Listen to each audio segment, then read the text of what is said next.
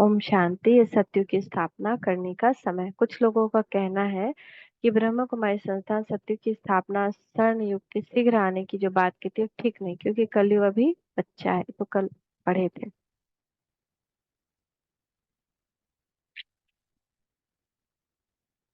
धर्म को सम्मान देने वाली विश्व वंदनीय माँ। भोपाल से ब्रह्म कुमार भ्राता महेंद्र जी अपने अनुभव इस प्रकार लिखते हैं कि संसार में अनेक महान विभूतियां जन्म लेती हैं और अलौकिक कर्तव्य करके चली जाती है। उनकी स्मृतियां दूसरों के हृदय में अंकित हो जाती है। ऐसी अनुपम छाप छोड़ी हमारी प्यारी मीठी जगदम्बा माँ ने। उनके कर्तव्यों की स्मृतियां भुलाई नहीं भूलती। जब कभी एकांत में बैठता हूँ तो प्यारी माँ की मीठी शिक्षाप्रद लोरियां दिल को झकझोर देती है। कैसा कठोर परिश्रम किया है और कितनी आत्माओं के जीवन को आनंदित किया है उन्होंने।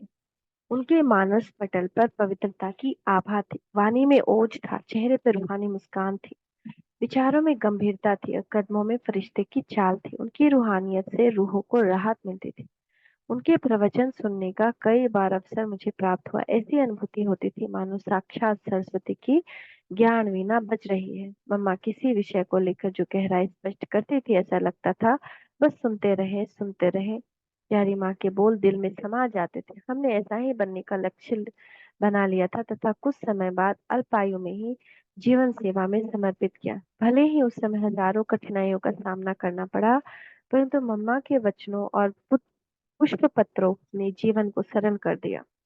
मम्मा की यह विशेषता थी कि छोटों से भी सम्मान पूर्वक व्यवहार करती थी और पत्रों में भी जी कहकर सम्मान करती थी। ऊंचाई तक पहुंचाने वाली ऊंची शिक्षा। मैंने एक बार मातेश्वरी जी से प्रश्न किया, आपको इतनी ऊंचाई तक पहुंचने के में किन विशेष बातों का ध्यान रखना पड़ा? उन्होंने प्रत्युत्तर में 3 बातें बताई। आज हम भी इन 3 बातों को धारण करें।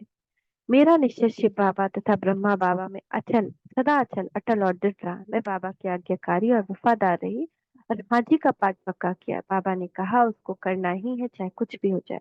दूसरा, मैंने कभी भी बाबा की मुरली मिस नहीं की, चाहे कितना भी व्यस्त क्यों न रही, बीच में समय निकालकर अवश्य पढ़ती थी और चिंतन करती थी। तीसरा, मैं किसी भी परिस्थिति में कभी रोए नहीं, भले ही यज्ञ में स्वभाव संस्कार विघ्नों की अनेक बातें आई, मैंने मन से और आंखों से कभी भी नहीं रोई, क्योंकि रोने से सहन शक्ति घटती है। रोना कभी नहीं चाहिए। कभी अपने प्रति उपहार का प्रयोग नहीं किया। मातेश्वरी जहां तहां सेवा केंद्र पर प्रवचन करने जाती थी। जितनी भी उपहार स्वरूप वस्तुएं मिली, उन्हें न वह स्वयं प्रयोग करती न दूसरों को प्रयोग करने देती। उन्हें लाकर पहले यज्ञ में यज्ञ पिता को अर्पित करती थी। माँ का स्वभाव गुण सागर की तरह था। कभी भी किसी की गलती व अन्य बात मम्मा के सामने आती तो वो सागर की तरह समा लेती। हमारे सामने गलती आती तो हम क्या करते हैं? उसको और सबके सामने उजागर करते हैं। लेकिन हमको करना क्या चाहिए? कि उसको अपने में समा लेना चाहिए। किसी ने किसी की शिकायत की, हम उसका ढिंढोरा इतना पीट देते हैं कि पूरा घर में आग लग जाता है। तो हमको क्या करना चाहिए? हमने कोई बात सुनी, किसी ने बहुत खराब बात बोली, वहीं संभाले, वहीं उसको फुल स्टॉप कर ले। घर में कभी भी झगड़ा नहीं होगा। कोई बच्चा उनके पास कोई बात लेकर आता तो उनको समझा देती थी। उनकी बात किसी दूसरे से रिपीट नहीं करती थी। जब कोई प्यार से समझाने से नहीं समझता तो कहती, मैं तुम्हारी माँ भी हूँ, फिर याद रखना मैं काली भी हूँ। त्रिमूर्ति स्वरूपधारी। वास्तव में मातेश्वरी जी के 3 रूप दिखाई देते हैं। सरस्वती के रूप में विद्या की देवी, ज्ञान धन बांटने वाली लक्ष्मी और आसुरी विद्या का संहार करने वाली दुर्गा। यह रहस्य भक्त नहीं जान पाएंगे कि जगदम्बा पृथ्वी पर आई है और चली भी गई। हम पूजा और गुणगान ही करते रह गए, उनको जाना भी नहीं, पहचाना भी नहीं। इतना दुर्भाग्य की बात है ना कि हमारे साथ टाइम में मम्मा थी आपके टाइम और हम उनको जाने नहीं। वो पृथ्वी पे आई साक्षात दुर्गा और चली भी गई। तो सर्वमान्य माँ ललिता अम्बा। भ्राता कुमार ब्रह्मा कुमार भ्राता ओम प्रकाश जी अपना अनुभव इस प्रकार सुनाते हैं कि सन 1957 की है। कौशल्या नामक एक बहन रोज कमलानगर सेवा केंद्र पर आती थी।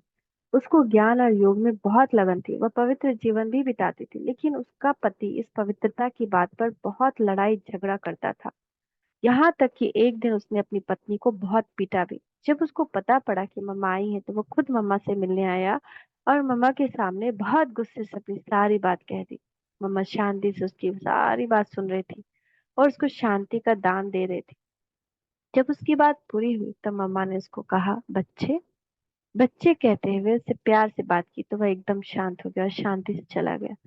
बाबा की मुरली थोड़ी जटिल होती थी, अर्थात सामान्य व्यक्ति अथवा जिज्ञासु अथवा नया वत्स उसको समझ नहीं पाता था, क्योंकि वह गुह्य रहस्यों से भरी होती। हमने दिल्ली में देखा कि मम्मा रात को बाबा की मुरली टेप द्वारा सुनकर चिंतन मनन करके पहले खुद उसको अपने में समाकर फिर उसको सरल बनाकर बच्चों को सुनाते। मम्मा के समझाने पर हर वत्स यही समझता कि यह ज्ञान बिंदु मेरे लिए ही है, इसे मुझे धारण करना ही है। इस प्रकार मम्मा की वाणी सरल और सहज होती थी। भारत के सर्वोच्च न्यायालय के मुख्य न्यायाधीश माननीय बीपी सिन्हा जी उन दिनों मम्मा से मिलने आते थे। मम्मा हमेशा मम्मा बनकर ही रहती थी, हर एक की बात को अच्छी तरह सुनकर उसका हल करती थी। मम्मा को देखकर सिन्हा जी ने अलौकिक माँ की ममता का अनुभव किया। उन्होंने अपने अनुभव में यह व्यक्त किया कि यह मेरी रूहानी माँ है, देवी है, शक्ति है। उसने मम्मा के सामने कोई वाद विवाद नहीं किया, बहुत प्यार से मिला और मम्मा की बातें सुनकर आनंदित भी होता रहा। मम्मा से कोई भी बाहर वाले मिलते थे तो उनसे बहुत अच्छा प्रभाव लेकर जाते थे।